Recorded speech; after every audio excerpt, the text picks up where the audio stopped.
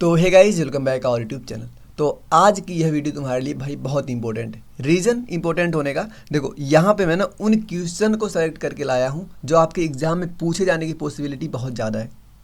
ठीक है ना। देखो, तुमको बिल्कुल इसी वीडियो के ऊपर डिपेंड नहीं होना है, लेकिन इस वीडियो को छोड़ना भी नहीं है। देखो, बात में गहराई समझना। मैं कह रहा हूँ कि बिल्कुल इसी वीडियो के ऊपर डिपेंड भी नहीं होना है, लेकिन इस वीडियो को छोड़ना भी नहीं है, क्योंकि मैं 1000 क्वेश्चंस का पैकेज नहीं लाया हूँ। मैं हर चैप्टर से एक एक क्वेश्चंस को लेकर आया हूँ जो उस चैप्टर का सबसे इंपॉर्टेंट टॉपिक है, सबसे इंपॉर्टेंट क्वेश्चन है। तो इन क्वेश्चन को आपको करके ही जाना होगा। और जो और सारे क्वेश्चंस हैं अपने चैनल मैंने प्रोवाइड कर रखे हैं। तुम जाओगे सर्च करोगे अगर मेरे ही चैनल पे, तो आपको मिल जाएगी वीडियो। मैंने यहाँ पे बहुत सारे क्वेश्चंस करवा रखे हैं। अगर आपने सारी क्वेश्चंस की वीडियो मेरी देख ली ना, तुम्हारे क्वेश्चन एग्जाम में क्वेश्चन वहीं से फंस जाएगा। तो आई होप, मैं आशा करता हूँ भाई कि तुम्हें यह वीडियो बिल्कुल पसंद आएगी। धैर्य बना के पेशेंस के साथ पूरी वीडियो को शुरू से लेकर लास्ट तक देखना। तो चलो स्टार्ट करते हैं। सबसे पहला आपका जो चैप्टर है, नाम क्या है भाई उसका? सॉल्यूशन। तो सॉल्यूशन का क्वेश्चन जो, देखो मैं कैसे बता रहा हूँ, किस बेस से बता रहा हूँ, इंपॉर्टेंट है, तुमको यहाँ पे समझ आएगा। 2016, 2018, 20, 22 इसके अलावा भी बहुत बार क्वेश्चन पूछा गया है। मैंने लेटेस्ट का पैटर्न उठाया है, तो यह क्वेश्चन इतना तुम्हारे लिए इंपॉर्टेंट है। अब क्वेश्चन देखो भैया है क्या। बोल रहे हैं कि state and explain Raoult's law. अगर आप सॉल्यूशन पढ़ रहे हो तो आपको पता होना चाहिए कि राउल्ट्स लॉ भैया बहुत इंपॉर्टेंट है। तो राउल्ट्स लॉ को आपको पढ़ के जाना है। साथ में हाउ डज इट एक्सप्लेन, ठीक, positive and negative deviation. Positive और निगेटिव डेविएशन को कैसे एक्सप्लेन करता है, इसको भी आपको बताना है। ठीक, क्लियर। आई होप कि आप इसको समझ गए होंगे कि आपका पहला क्वेश्चन इस चैप्टर से जो करके जाना है। अगर मैं इसको एक्सप्लेन भी करूं तो इसको सुनो ध्यान से, एक्सप्लेनेशन इसका, कि जो राउल्ट्स लॉ होता है, the partial vapour pressure of a components in a solution. किसी भी सॉल्यूशन में उसके पार्शियल वेपर प्रेशर का जो मोल फ्रैक्शन होता है वो उसके डायरेक्टली प्रोपोर्शनल होता है। यही था इनका लॉ। ठीक भाई, देखो पी ए इक्वल टू होता है काई A into P not A. P A यहाँ पे क्या है? पी ए यहाँ पे क्या है? पार्शियल प्रेशर ऑफ, एक मिनट,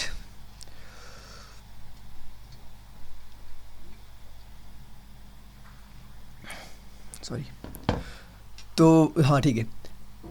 अब देखो यहाँ पे जो पी ए क्या है, उस कंपोनेंट में किसी गैस का क्या है भाई? आंशिक, मतलब कि पार्शियल प्रेशर। पी नोट ए क्या है? पी नोट क्या है? प्योर सॉल्वेंट का वाइपर प्रेशर है।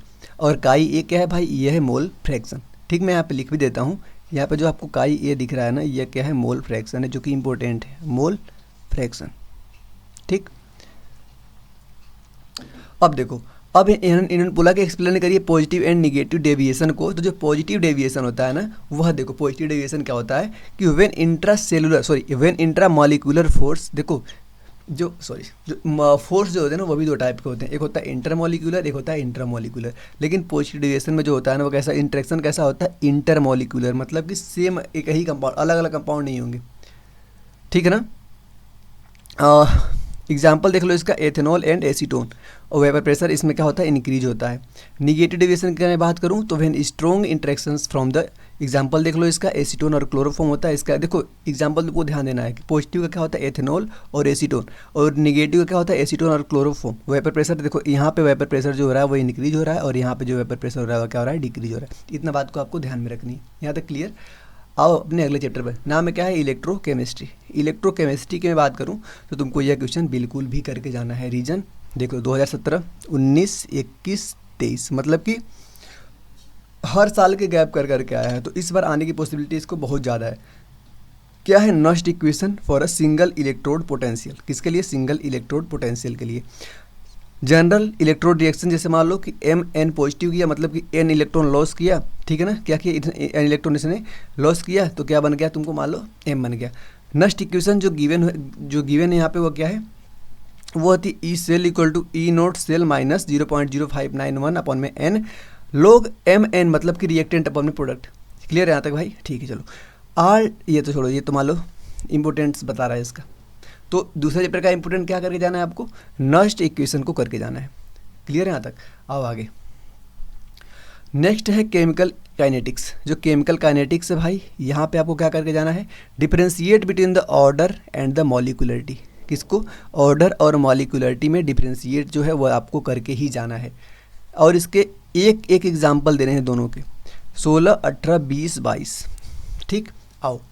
जो ऑर्डर होता है, ऑर्डर वो होता है it is the sum of the exponent of reactant in the rate equation, can be zero और फ्रैक्शनल, जीरो और फ्रैक्शनल हो सकती है। मॉलिकुलरिटी क्या होती है, it is the number of molecules involve in the elementary step, elementary step के अंदर जितने भी मॉलिक्यूल कंट्रीब्यूट करते हैं वही होता है उसकी मॉलिकुलरिटी, यह हमेशा इंटीजर नंबर में होती है। ऑर्डर का रिएक्शन आपको डिकम्पोजिशन ऑफ द NH4NO2 जिसको फर्स्ट ऑर्डर रिएक्शन के अंदर आती है। मॉलिकुलरिटी की बात करें 2NO2 बन रहा है N2O4, मतलब कि कितने को मिला हमने, 2 को मिला, तो बाई मॉलिकुलर रिएक्शन है। अगला चैप्टर आपका स्टार्ट होता है जो कि इनऑर्गेनिक केमिस्ट्री का सेक्शन है, ठीक है ना, किसका, इनऑर्गेनिक केमिस्ट्री। कौन कौन आ रहा है इसमें, कोऑर्डिनेशन कंपाउंड। पहला क्वेश्चन, एक्सप्लेन करिए crystal field splitting in the octahedral field. पूछा, देखो यहाँ पे डायग्राम बनाना पड़ेगा आपको, एनर्जी डायग्राम बोलते हैं इसको। 16, 18, 20 और 23। यहाँ पे एक चैप्टर एक चीज़ और मेरे हिसाब से पढ़ लेना, वर्नर थ्योरी भी यहाँ से इंपॉर्टेंट है भाई, ठीक है ना, वर्नर थ्योरी। ये दोनों एक मतलब मैंने बताई दिया और एक अब मेरे मन से पढ़ लेना, इंपॉर्टेंट वो भी है, ठीक।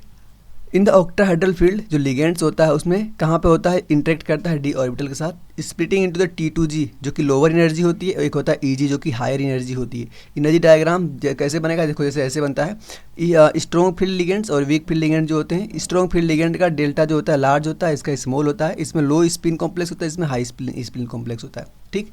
आप अपने अगले चैप्टर के ऊपर जिसका नाम है हेलोएल्केन एंड हेलोएरिन। हेलो, अच्छा हाँ, यहाँ पे एक चीज़ मैं और डिस्कस करूँगा, अगर वीडियो तुम देख रहे हो तो तुमको यहाँ पे लगेगा कि भैया अभी तो टाइम कम है तो मैं नोट्स कैसे बनाऊँगा, नहीं टाइम है ना, तो इस जो नोट्स मैं यहाँ पे पढ़ा रहा हूँ ना, सेम नोट्स को मैं अपने टेलीग्राम चैनल पे दे दूँगा, जिसकी लिंक मैंने इसी वीडियो के डिस्क्रिप्शन बॉक्स में दे रखी है, वहाँ पर तुम जाओ, नोट्स बिल्कुल फ्री ऑफ कॉस्ट में डाउनलोड कर लेना।